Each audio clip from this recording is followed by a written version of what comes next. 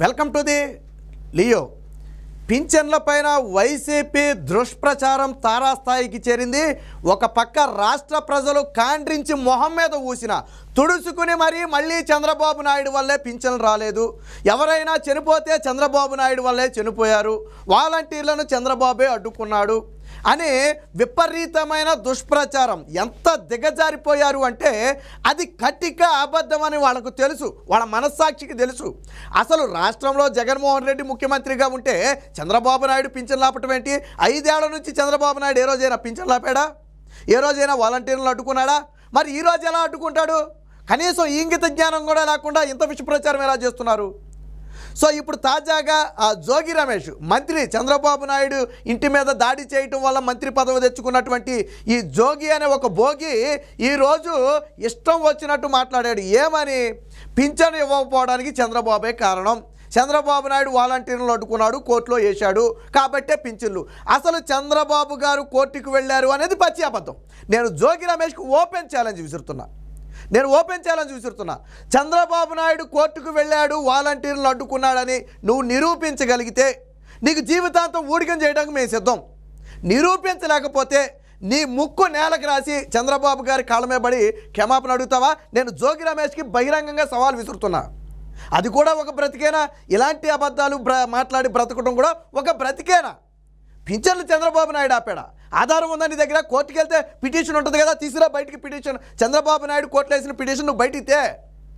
మనిషి పుట్టకు పుట్టి ఇలాంటి అబద్ధాలు చెప్పి బ్రతకడానికి సిగ్గులేదు. నోటికి అన్నం తినేవాడైతే ఎవడు ఇలాంటి ప్రచారాలు చేయడు. మరి నువ్వు నోటికి అన్నం కాకుండా ఇంకేం తింటున్నావో మాకైతే తెలియదు. కానీ ఈరోజు ఈ జోగి అనే ఒక భోగి చేసిన విష ప్రచారానికి ఎన్నికల కమిషన్ అట్లకాడ కాల్చి వాతలు పెట్టింది. ఎలా అంటే నువ్వు చంద్రబాబు నాయుడే పింఛన్లు అడ్డుకున్నావని ఇంటింటికి వెళ్ళి ప్రచారం చేసిన వీడియోలు మా దగ్గరకు వచ్చాయి. చంద్రబాబు నాయుడు అడ్డుకున్నాడు అనడానికి నీ దగ్గరున్న ఆధారాలంటో ఇవ్వాలి. 48 గంటల్లో వివరణ ఇవ్వకపోతే మేము తగు చర్యలు తీసుకుంటామని చెప్పి ఎలక్షన్ కమిషను ఇప్పుడు జోగి రమేష్కి ఒక నోటీస్ జారీ చేసింది. ఇప్పుడు రావాలన్నమాట. నువ్వు నిజంగా ఒక అమ్మకు పుట్టుంటే ఎలక్షన్ కమిషన్ ఇచ్చిన నోటీస్కి నువ్వు సమాధానం చెప్పాలా. చంద్రబాబు నాయుడు ఎక్కడ అడ్డుకున్నాడు? తెలుగుదేశం పార్టీ ఫిర్యాదు చేసింది. ఇలాంటి వాళ్ళని అలా వదిలేస్తే ఏదో గాలికి తిరిగే వెధవులందరినీ తీసుకొచ్చి పోగేసి రాజకీయాల్లో పెడితే ఇలాగే ఉంటుంది. చంద్రబాబు నాయుడు మీద ఇంటి మీద దాడి చేస్తే మంత్రి పదవిని ముష్టిగా పడేశారు. నువ్వేమో గృహ నిర్మాణ శాఖ మంత్రిగా ఉన్నావు. ఎన్ని ఇళ్ళు నిర్మించావు? 25 లక్షల ఇళ్ళు మీ నాయకుడు నిర్మిస్తానాడు. ఎన్ని నిర్మించావు? వాటి గురించి మాట్లాడే దమ్ము లేదు. ఈరోజు పింఛన్ ఆగిపోవడానికి చంద్రబాబు కారణం అని చెప్తున్నాడు. సో ఒకసారి ఆ వీడియో ఒకసారి మీరు కూడా వినండి. ఇలా బ్రతికేంటి అనేది, ఇలా నీచమైన బ్రతికేంటి అనేది మీరు కూడా ఒకసారి చూడండి.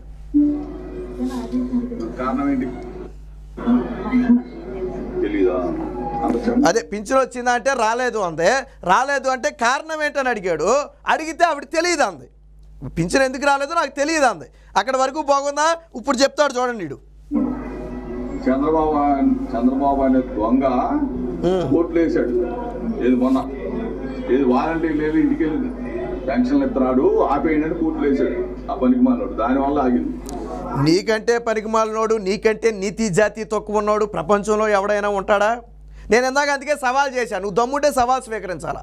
చంద్రబాబు నాయుడు కోర్టులో వేసి అడ్డుకున్నాడు అని ఆ వృద్ధురాలికి చెబుతున్నాడు. చంద్రబాబు అనే దొంగ అంట. నీకు నీ నాయకుడి కంటే పెద్ద దొంగ ఎవడైనా ఉన్నాడా? 43,000 కోట్లు దోచుకుని 16 నెలలు జైల్లో చెప్పకూడదు. నేటికి వారం కోర్టుకెళ్ళే చరిత్ర మీది. ఒక దొంగ గురించి మాట్లాడటం. నీ పార్టీ నీ అధినాయకుడు ఒక దొంగ, నువ్వు ఒక దొంగ, నీ పార్టీలో ఉన్నవాళ్ళంతా ఒక దొంగలు. మీరు ఇతర దొంగల గురించి మాట్లాడటం. దొంగ అని సంకలు గుద్దుకోవటం అంటే ఇదే సంకలు గుద్దుకోవటం అంటే. ఇంకేం మాట్లాడాడు అనండి. చెప్పండి. చెప్పండి.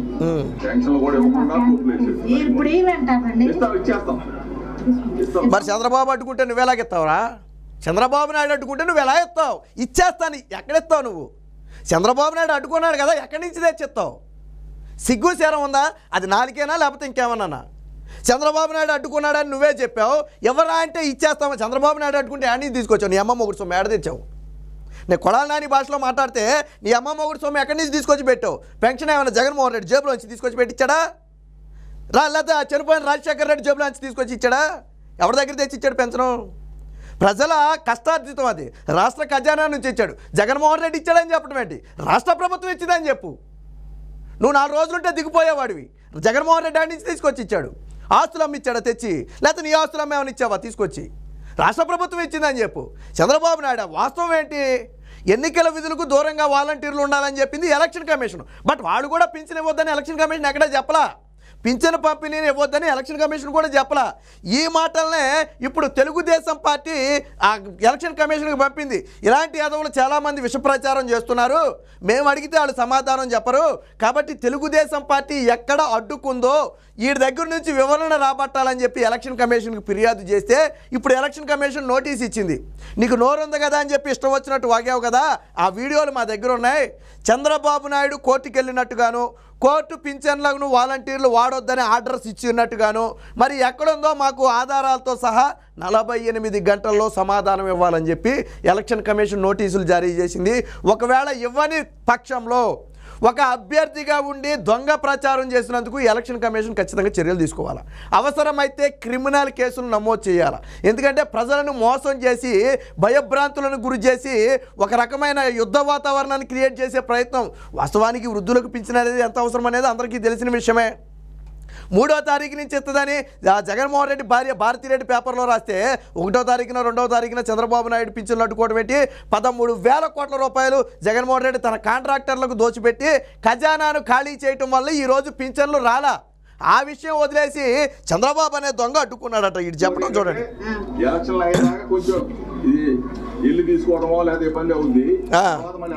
ఇప్పుడు దొరికాడు వీడు. ఇప్పుడు ఇల్లు ఎవడాపాడురా? ఇల్లు ఎవడాపాడు? సరే పింఛన్ చంద్రబాబు నాయుడు ఆపాడు అన్నో పక్కన పెడదాం. ఇదేమన్నాడు ఏనండి ఒకసారి, దొరికిపోయాడు. ఏనండి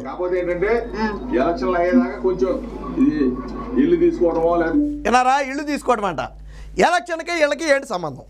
ఇప్పుడు చెప్పు, ఇప్పుడు సమాధానం చెప్పు. ఎలక్షన్కి వీళ్ళకి ఏంటి సంబంధం? ఈ గెలుతాడంట. ఈ మొహం ఎప్పుడైనా అద్దంలో చూసుకున్నావు? ఎప్పుడైనా బయటకు వచ్చే ముందు ఎప్పుడైనా ఒకసారి అద్దంలో చూసుకుంటే గెలుస్తావో లేదు నీకు తెలిసేది. అద్దంలో చూసుకోకుండా రావడం వల్ల వచ్చింది తెప్పలేదు. ఒకసారి నీ మొహం ఎప్పుడైనా అద్దంలో చూసుకో.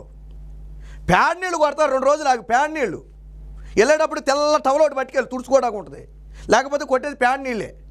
ప్యాడ్ నీళ్ళు మొహానికి వేసి కొడతారు. ఈ మొహం ఎప్పుడైనా అద్దంలో చూసుకున్నాడా? ఇదిగో మళ్ళీ వెళ్ళేటప్పుడు ఏం చెప్తున్నాడు ఏనండి, మనమే కదా గెలిచేది, మళ్ళీ ఇంటికే పంపిస్తాం. చంద్రబాబు అనే దుర్మార్గుడు కోర్టులో వేసాడు పనికిమాలను. చేస్తాం రేపు నుంచి మళ్ళీ చెప్పండి. మరి ఏ చెప్పుతో కొట్టాలి? మామూలుగా ఏ చెప్పుతో కొట్టాలి? చంద్రబాబు నాయుడు అడ్డుకున్నాడు అంటాడు, ఇచ్చేస్తాం అంటాడు, ఇల్లు అడగొద్దు అంటాడు. మరి ఏ చెప్పుతో కొట్టాలి? ఇలాంటి పనికిమాలిన వాళ్ళని ఏ చెప్పుతో కొట్టాలి? ఇది జోగి రమేష్ భోగోతం. కాబట్టి ఎవడైనా మళ్ళీ చంద్రబాబు నాయుడు పింఛన్లు అడ్డుకున్నాడు అంటే ముందు పేళ్ళు నోటి జరగండి చెంప మీద సరిసి. చంద్రబాబు నాయుడు ప్రతిపక్ష పార్టీ నేత కదా, ముఖ్యమంత్రి జగన్మోహన్ రెడ్డి కదా, ఇప్పుడు చెప్పు ఎలా అడ్డుకున్నాడో. 5 ఏళ్ల నుంచి అడ్డుకొని చంద్రబాబు ఇప్పుడు ఎలా అడ్డుకున్నాడో సమాధానం చెప్పమని పేళ్ళు 2 జరగండి పర్లా. ఇప్పుడు ఎన్నికల ఓట్ల కోసం కదా వాళ్ళు వచ్చేది.